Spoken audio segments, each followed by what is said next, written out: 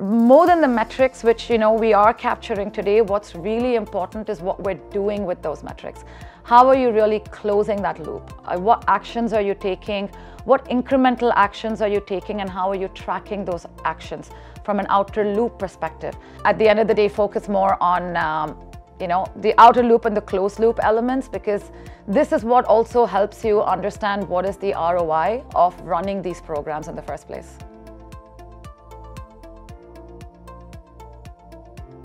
For customer experience and customer voices, we want to be able to capture customer sentiments today, rather than just look at what customers are saying from a quantitative perspective.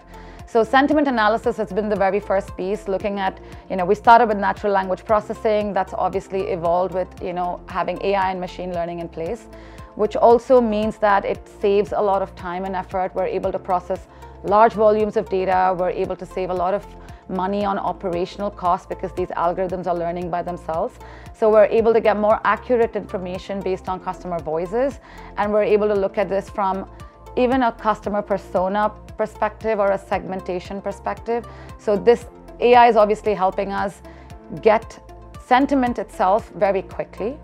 Second piece is, I would say, from the predictive analytics perspective, given the large volumes of data, we're able to predict maybe customer behavior. We're able to predict what our analytics are going to look like, the trends are going to look like. So this is very, very powerful in understanding what kind of decisions need to be made by business leaders and understanding how they can actually model for the future. The third piece, I would say, is descriptive analytics, because we have so much data on our hands. We sometimes want to actually understand, rather than coding in or rather than looking at existing dashboards, I want to ask AI, what am I looking at? What is my trend looking like? What is my correlation analysis looking like? What are the results? And AI is now enabling us to actually give us those results very quickly by just looking at a question.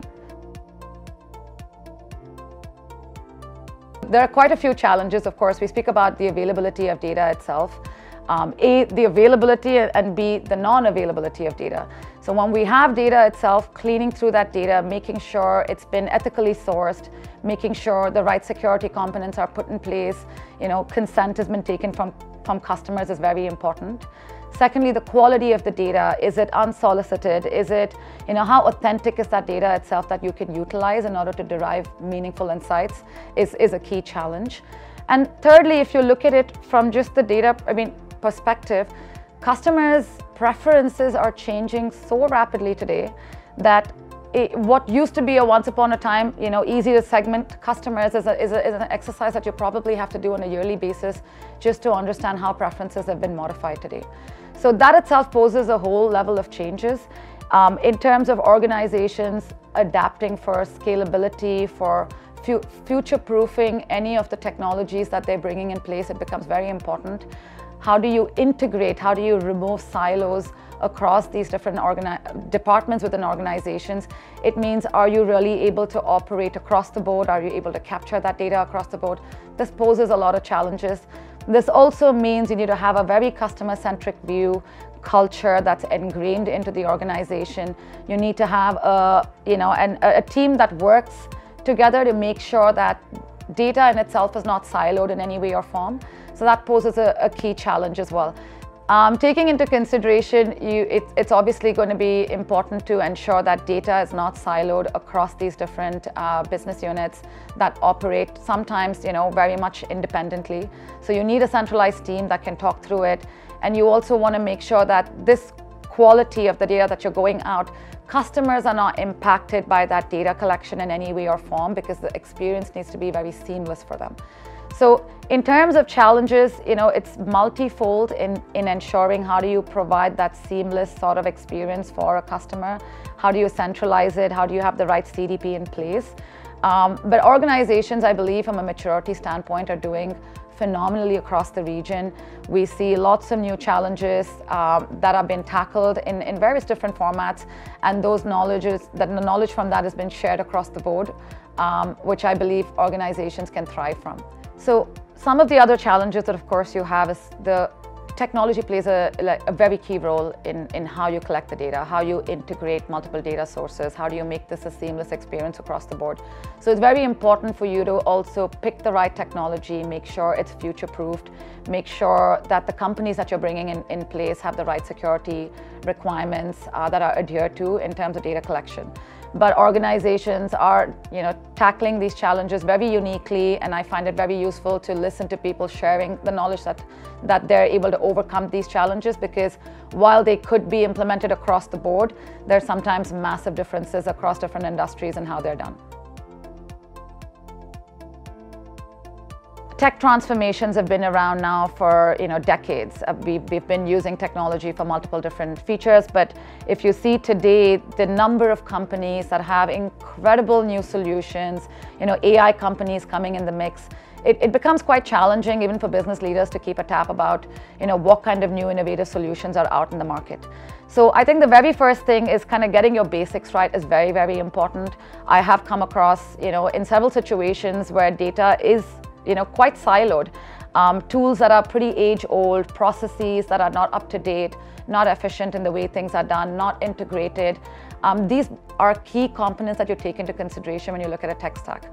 For us as a CXM provider, we obviously look at what are the different channels that customers are talking through, what are the different touch points, how is the technology enabling the capture of these touch points already in place. So whether you're talking about management of call centers, whether you have your web management and web analytics in place, you have your mobile analytics in place, there's several different modules of communication that are used to talk to customers.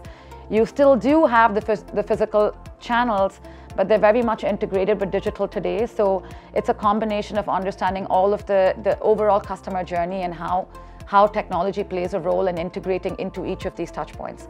So from a tech stack perspective, I would still say, leaders need to basically look overall, have they upgraded to newer technologies, have they upgraded to technologies, and companies that are actually have a roadmap for innovation, have a roadmap for future solutions.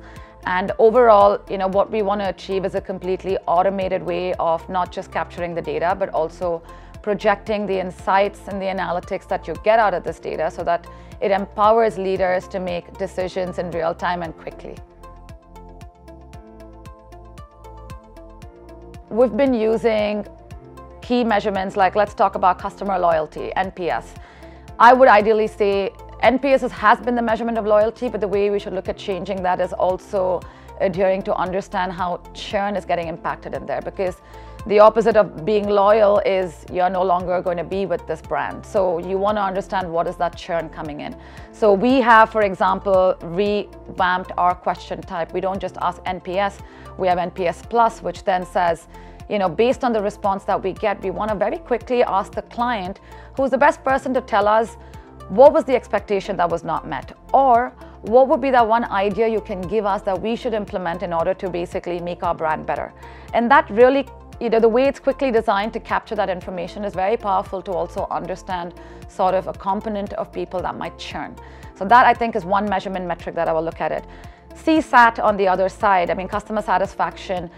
We're moving from customer satisfaction to more of a customer sentiment analysis.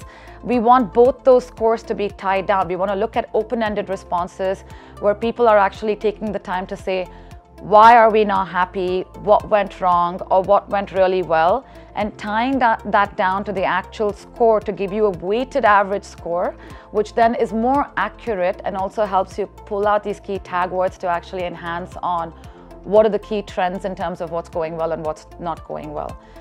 The other metric that I would talk about is the FTR, FRT, first response time, where we're still measuring how long did it take for our customer support representatives to get back to the customers. But I feel we should be measuring how long did it actually take us to close the entire loop. So I feel like the metrics elements, there are a lot of organizations, introducing smaller, newer elements to see how they can further enhance, combining several different metrics to create their own sort of CXI scores. And it works differently across different industries.